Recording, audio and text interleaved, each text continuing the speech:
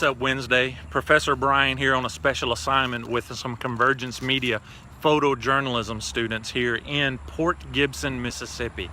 We've got a really special episode for you today. We're going to be going around to some historic places and showing you what they're famous for and some cool details about them.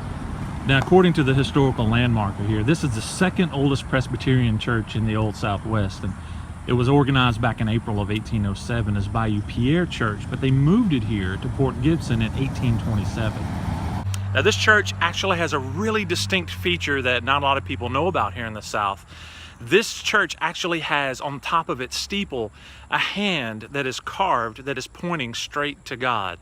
It's really impressive. It stands out here amongst the beautiful oak and cedar trees, and I think you'll really dig it. Check it out.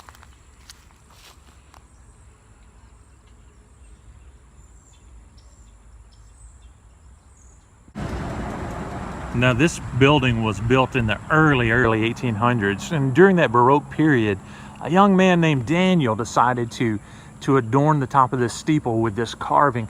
This initial hand with the finger pointing to God was made out of wood, and of course since then it's been covered with some other kind of coating, perhaps bronze or tin. As I stand here in the doorway of the church, built 200 years ago, it makes me just curious about all the people who come through here.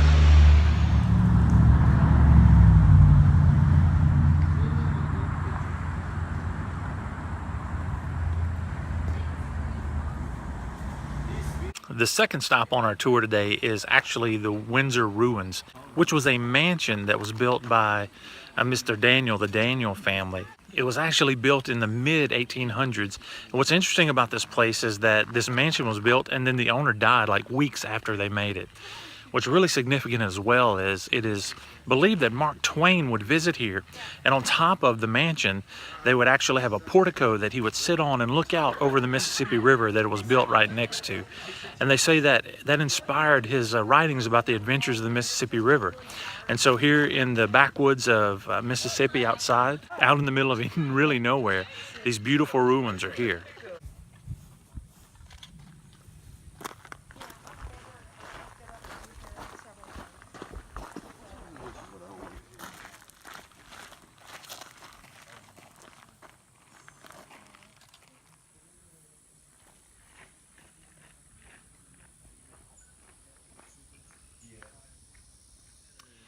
Another interesting fact about this place that lies in between Port Gibson and the ghost town of Rodney is that in the Civil War, they actually used this place to put up as a hospital. The Army had already actually burned down Atlanta, but they thought the Port Gibson area was too beautiful and they didn't torch it, they left it alone. For our final stop on this leg of the journey, we are in the ghost town of Rodney.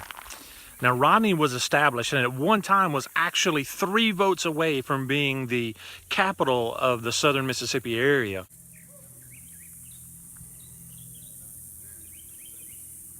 Now, what you see behind me here is the old Rodney Presbyterian Church. This church has a fascinating history.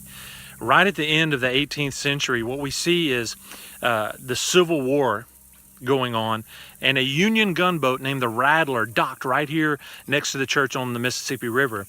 They were having some services, church services here, and the person who was actually preaching was a Northern sympathizer, so they asked the Union gunboat people if they wanted to come to church. And so they did. A handful of the soldiers came and went to church. When word got out that there were actually Union soldiers here, they were actually captured and they were held at gunpoint. And when the people on the Rattler, the Union gunboat, found out that their people were actually being held captive, they began to bombard Rodney. They began to shoot and lob shells, and finally it came to a ceasefire, and they were able to actually get their people back. The story of Rodney is actually a really tragic tale. At one time, it was a booming town. 200 people lived here. There were 20 stores. They had a church. They had a post office. But one day, a sandbar began to form in the Mississippi River. And that sandbar actually diverted the Mississippi away from this town. And that was the main way to get here. Without the Mississippi River running the way that it normally would have, things dwindled down here and it got cut off from society. And therefore, Rodney just went away. And now you see what we have today, a simple ghost town.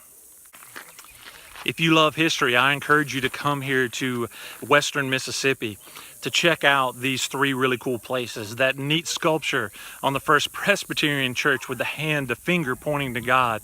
The Windsor ruins, where it was rumored that Mark Twain was inspired to write all about his adventures on the Mississippi River. And Rodney, the ghost town, where once was a thriving Confederate village, had its own regiment here. But natural disasters in the war actually changed its history. You need to check this out. Hey guys, this is Professor Brian for What's Up Wednesday. I hope you guys have a good one.